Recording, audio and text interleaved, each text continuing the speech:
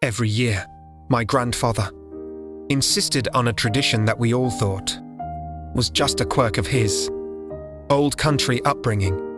On Christmas Eve, before anyone could open a single gift or even eat dinner, he would take a small plate of food always, a slice of roast ham and a bit of honey, cake, and carry it up to the attic. He'd deedlock the door behind him, stay for exactly 10 minutes, and come back down ashen-faced but relieved. He called it feeding the spirit. We joked about it for decades. We figured he had a secret stash of bourbon up there, or just needed 10 minutes of peace, away from the screaming grandkids. But this year, Grandfather passed away in November. Yesterday, Christmas Eve, the house felt cold in a way the furnace couldn't fix. My mom was a mess, so I decided to keep the tradition going just to honor him. I made the plate. I walked up the narrow stairs. I felt ridiculous. He unlocked the attic door. The air smelled like old paper and something metallic like a penny under your tongue. I set the plate on the floor in the center of the room, right under the single hanging light bulb.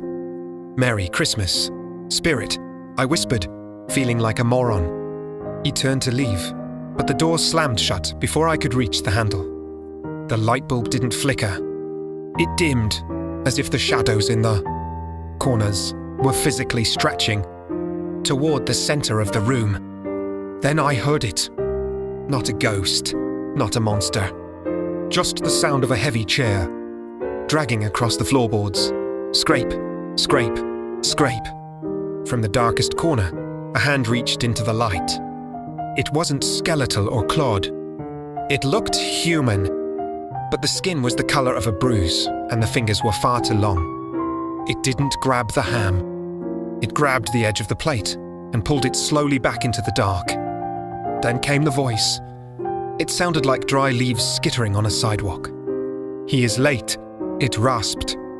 "But you have his eyes. Didn't wait." I threw my weight against the door, burst through, and didn't stop running until I was in the driveway. I'm sitting in my car now. My family is inside, wondering why I'm not coming in for dinner. I can see the attic window from here. The light is still on, and there's a silhouette standing there, looking down at me, holding a small, empty plate. "Merry Christmas," read it. "I think I'm selling the house."